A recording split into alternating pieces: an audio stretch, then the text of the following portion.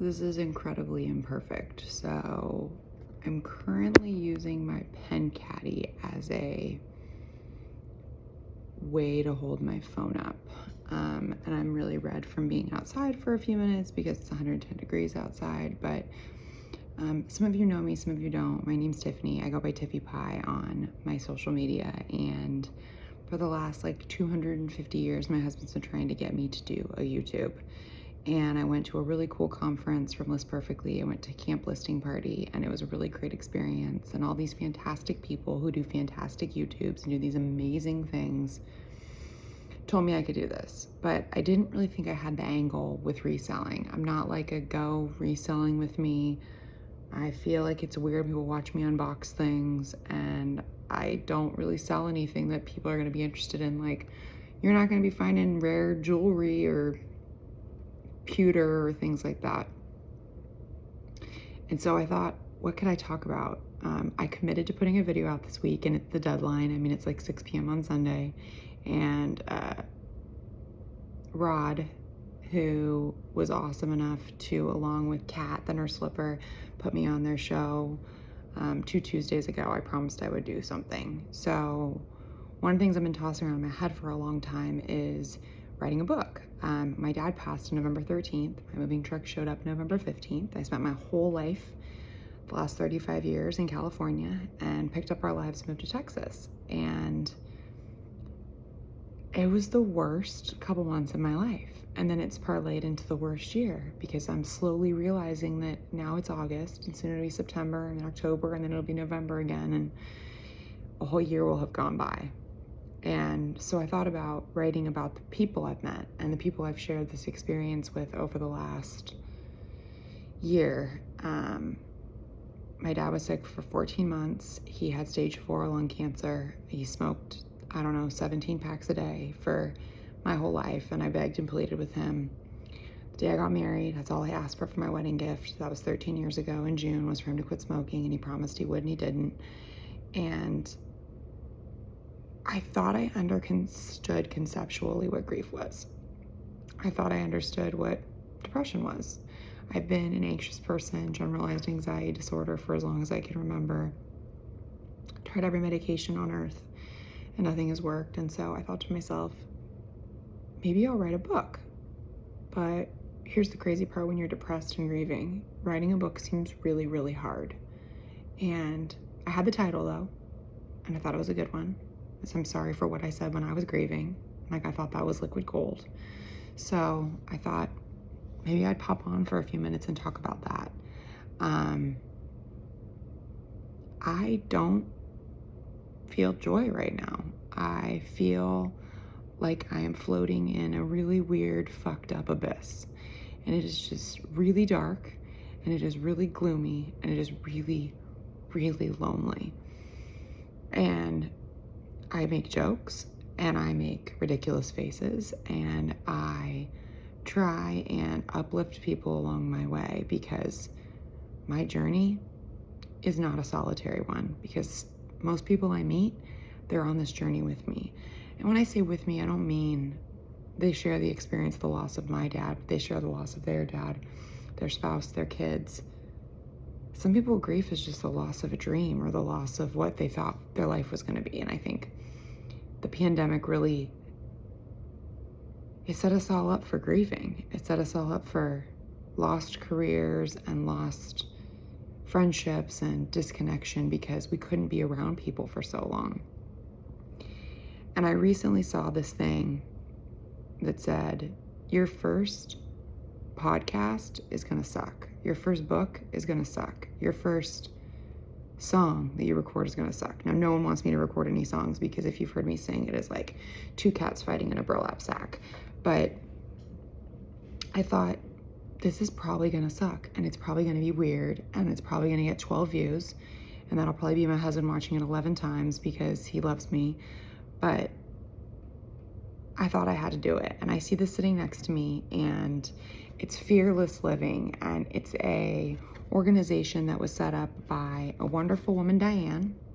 If you donate, I think it's $250, you get a Dirty Diane's hat, which is pretty much the coolest club I've ever been asked to be a part of. And by asked, I mean I begged, pleaded, and donated my way in. But again, it's this really cool organization, but it's fearless and not just fearless. And I feel like that's something that I need to do. And I'm reading the books, and I go to therapy once a week. And I've tried a million medications. In fact, sitting here right next to me is my gene site psychotropic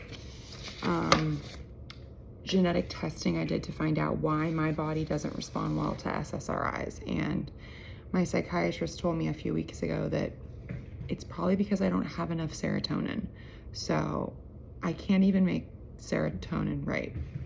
And I don't even know what that means. Like, how do you not make serotonin right? But apparently I don't. And it just feels dark.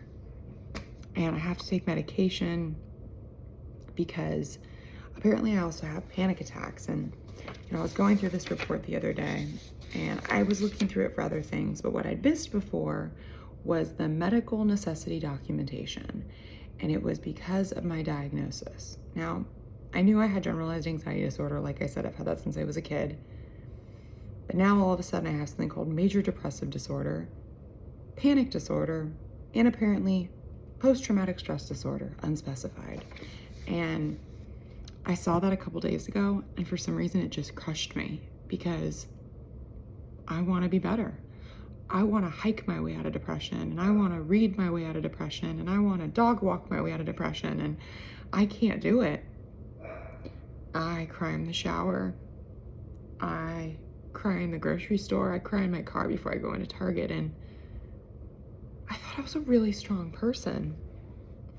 And sometimes I feel like a scam because I go on my live shows for Poshmark, and I go on my Instagram and post photos of my friends' birthdays and spring break with my niece and nephew, and I think I look so happy, and I don't feel happy. And I was sitting in therapy last week, and she said, "Do you ever feel joy?" And my therapist is amazing, and I said, "I feel joy for small pockets of time." But what really, really fucked me up was I said the next thing I said. But I figure, what's the point of feeling joy? Because in an hour or tomorrow or the next day, the joy is just going to be gone again. And the light's just going to turn back to darkness. And I don't know what to do with that. I don't know. So maybe I'll sit here and talk to you guys, and maybe this will pivot, and maybe this will be a video once a week of 10 minutes of me talking about how debilitating anxiety is. And in February, I started kind of a joke on Instagram when I was talking to people about how hard it is to shower and get out of bed and do the laundry and list my stuff for my reselling and put this shit on the mannequins and take the pictures and edit the pictures and post it and list it and share. And I decided that I was going to be an anxiety influencer because we have a lot of influencers that can do an unboxing from any clothing place. And trust me, I don't hate that. I like that. I like watching it. I want to watch the unboxing. But what about all of us that are just suffering? And so I posted that, and I don't have a huge social media following. I have like 3,000 Instagram followers. I'm a micro influencer at best, but I had like 50 people respond to me with telling me their story, and they told me how they were hurting, and they told me how they were struggling, and they told me how they didn't understand how the girl who had the selfies when she got her hair done and could be this way. And life hasn't just been full of loss, but it just feels like the wins are so small. And so many people I love in my life right now they're hurting. And I have a friend who just recently lost her grandmother. I have a friend who's going through a just crazy ass divorce, and her mom isn't doing that great health wise. And my niece and nephew are going through it because they're 13 and 15, and life is just hard as shit. And I remember about 5 or 6 years ago at my cousin's wedding, and I was sitting and I was talking to my baby cousin. His older brother was getting married, and he'd been having some hard times, and he'd been struggling, and it was dark for him. And I said, I don't have magic wisdom, but I do have this one sentence that has made me get through every year of my life up until this 36th year. And it's that being a person is really fucking hard. I should also say, if you haven't picked up by now, if you don't like the F word, you're probably not going to want to follow me, because I really, really say it often. And there was a housewife tagline, because I'm a huge Bravo-aholic. If you ever see any of my stuff, you know I'm a huge Bravo-aholic. And one of the housewives taglines was, "Some people think I'm too much," and they're absolutely right.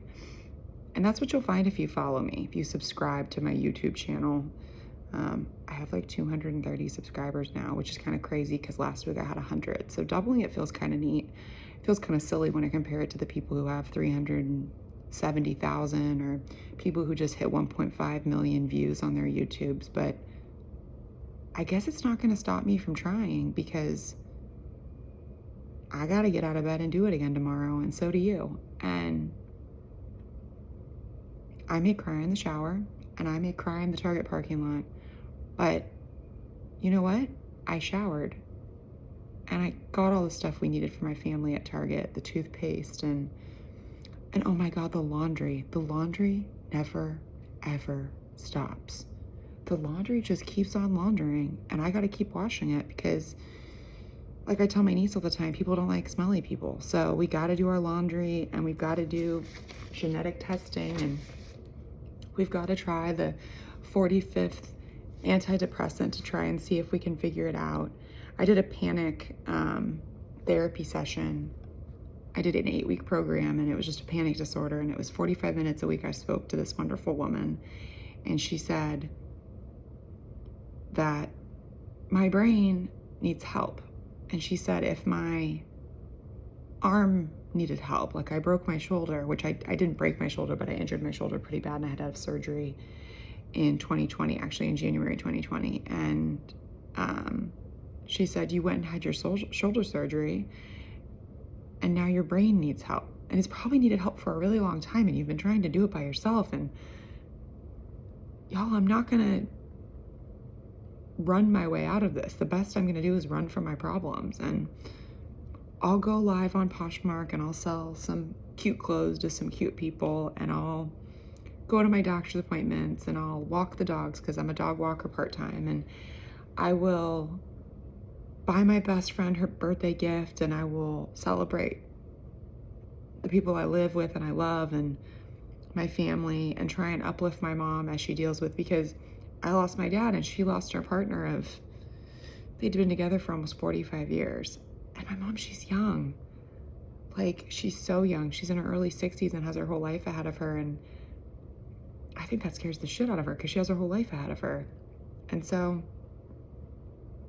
for anybody that watches this, I'm not going to rewatch it. I'm not going to edit it. I'm just going to post it. And I'm going to be brave enough to just tell you guys, like I said, the cover title of my book would be, I'm sorry for what I said when I was grieving. So I'm sorry I'm not who I used to be. I'm sorry if I don't check in as much as I used to, because I'm trying really hard. Because when I'm in the shower, I think about my friend's mom, and I think about my niece and my nephew, like I said, and I think about everybody going through hardships. You know, one of my fellow Poshers is going through a really hard medical journey right now, and she's having a hard time with it, and I think about her.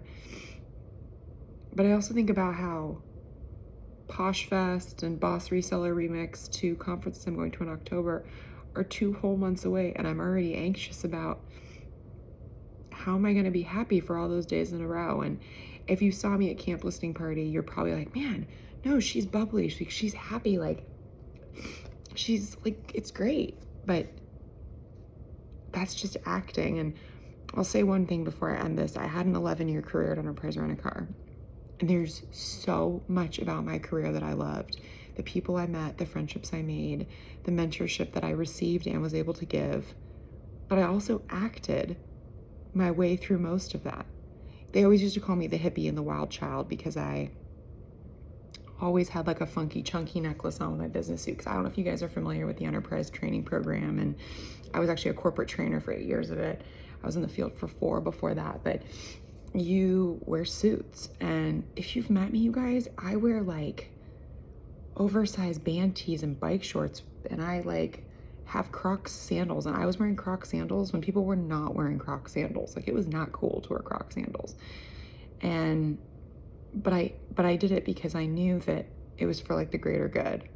But I did go ham as soon as I was laid off due to COVID, and I dyed my hair purple and I pierced my nose, and I freaking love it because this is at least who I am. And I guess who I am right now is sad. And I guess who I am right now is lost. And I don't know if I make another video in a few days, if it's just gonna be me telling you guys the same shit. But if you're alone, or if you're scared, or if you just want to hear somebody else for 15, 16 minutes tell you that what I told my cousin all those years ago is that being a person is the hardest thing that we do, and none of us make it out alive. So here's to today. Here's questioning every decision. Here's wondering how I'm gonna go to Target tomorrow, and will I cry in the parking lot? And you know, next week I'll delve into it, starting pretty shortly before my dad passed. I started having health issues, and so I'm navigating that too. And you know what? I guess it leaves you something for next week. So to my friends, to maybe the one or two of you who don't know me who see this, I'm sorry for what I said when I was grieving.